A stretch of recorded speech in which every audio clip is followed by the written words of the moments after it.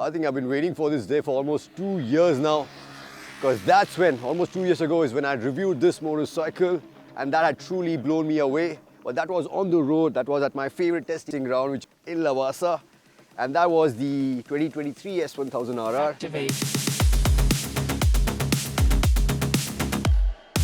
That time, what I liked the most about the bike is the strides that BMW had made in terms of electronics, especially in terms of the active suspension, because I thought it gave me a lot more control.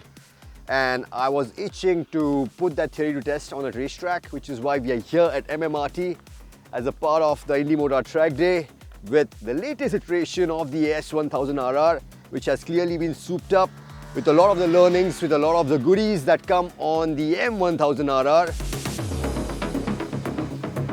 Let's get right to it in terms of the biggest changes that have happened, which really helped the S1000RR stand out now even more and turn into a potent weapon, are the brakes. So now, as you can see, you get the M brakes as standard, but more than that, you also get these ducts, which were first seen on the M1000RR. They have again been incorporated on the S1000RR as a standard feature, which I feel have been instrumental, because we have been testing this bike for the last 2 days, belting out hot laps, and the braking performance has not only been phenomenal but really consistent. There's been no drop in terms of feel, in terms of feedback, and the stupendous braking performance that this bike has to offer.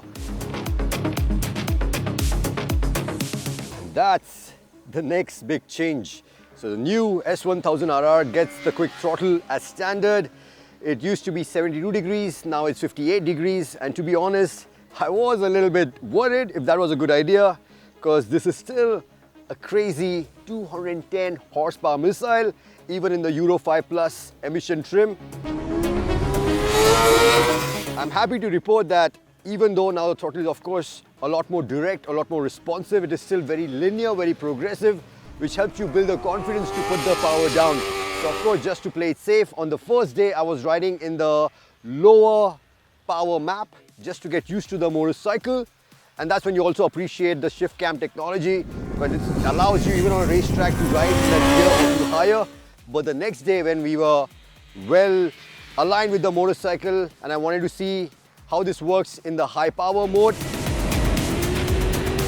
yeah, it did take me a couple of laps to wrap my head around how quickly it was accelerating, but within no time I could adjust and I could see the benefit it brings to the table, because it helps the engine spool up really quick. And if you're here to belt in a really good, really fast qualifying lap, that is your new best friend, because it helps the engine get in the right power band that much quicker, but with really good control and really good connection with the rear tire and the grip that you have available. And this is why the S1000RR continues to be a fantastic road bike, and also one of the most user-friendly motorcycles for tall riders like me. It's just how spacious the seat is. It actually allows me, I'm 5'11", to fit in really, really well.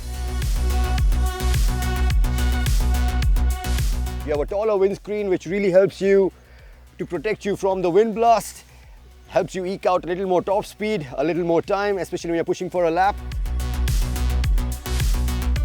Even when you're cornering, there's so much space for you to move around. And again, what I love about it, especially in this top spec variant with the M Pro package, is that you get the rear sets from Gillis Racing, which give you so much more options to customize it as per your liking, as your riding style, to help you get comfortable in the cockpit, so that you can just focus on the one job that you have at hand, which is to go as fast as you possibly can on this motorcycle.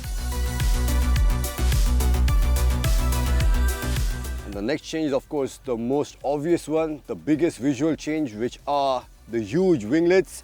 I'm honestly not the biggest fan. I prefer the more discreet wings which were on the previous iteration of the motorcycle. But this is where the world is going towards, especially when it comes to super bikes. You need more powerful machines, you need bigger wings to keep the front end down. And these apparently add 23 kgs of downforce when you're going at 300 kilometers an hour. Clearly, at MMRT, we went nowhere close to that. But looking at the size of the winglets, I was a little bit worried if they would affect the agility of the motorcycle, if the bike would feel just as good in corners. like the previous one did. And I'm happy to report that they have been obviously designed in a way when you're in the corners, they don't really affect the handling as much.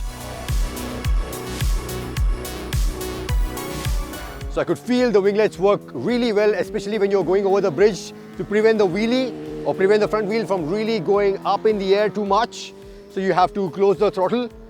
That is where it really stood out. But my favorite feature about wheelies was the electronics, because especially with wheelie control, even in the first setting, I love how it helps you get to the balance point and just keeps the bike there even if you're going full throttle, which means you can carry spectacular wheelies for the entire stretch of the straight. And it is so good, it makes you feel like a proper MotoGP star.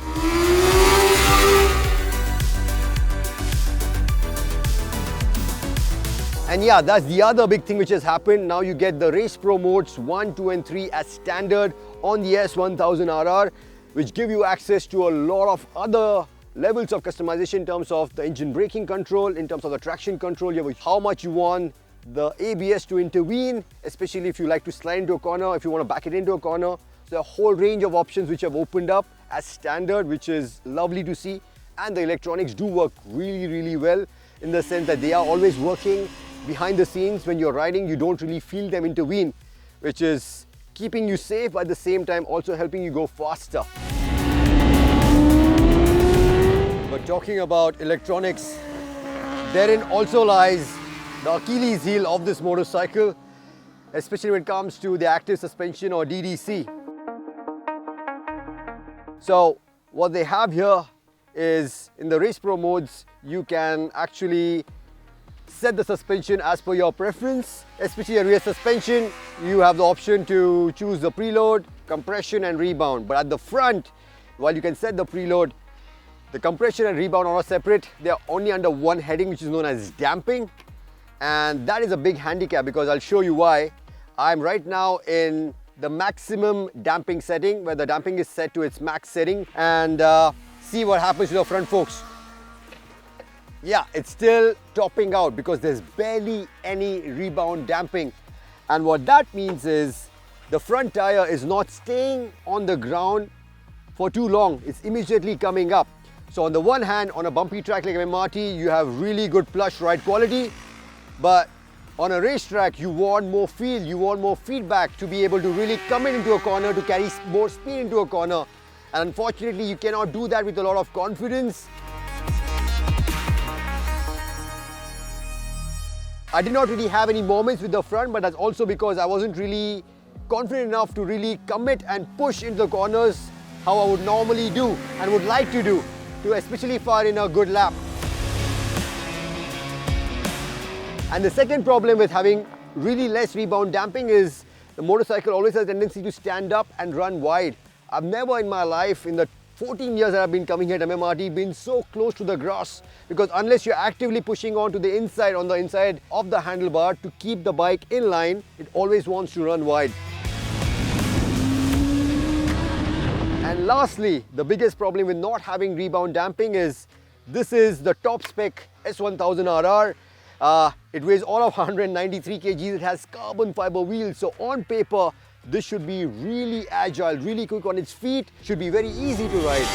But unfortunately, that's not the case. The bike actually feels quite heavy to steer. You have to put in a lot more effort. It's a lot more physical to ride around such a tight track like MMRT. And that just doesn't add up. And that's primarily down to just the fact that you have no control over the rebound damping. And even in the topmost damping setting, it is still set at a very, very low level. Brakes, with the M brakes and the ducts, it's phenomenal. But again, you're not able to really put all that stopping power down confidently because of two reasons. Firstly, there's barely any rebound damping, and secondly, also the overall springs are set quite soft. So again, we had to dial in a lot of preload. We were at 8 in the range of 15. We were 8 turns in, and the sag had already been reduced to 26 mm without even me sitting on it. So that gives you an idea that springs are really, really soft. And yeah, I always ended up, when I was hard braking, I was bottoming out the forks. So I feel the same exact motorcycle with conventional manual suspension will really unlock so much more potential and the real speed and what this entire package really brings to the table.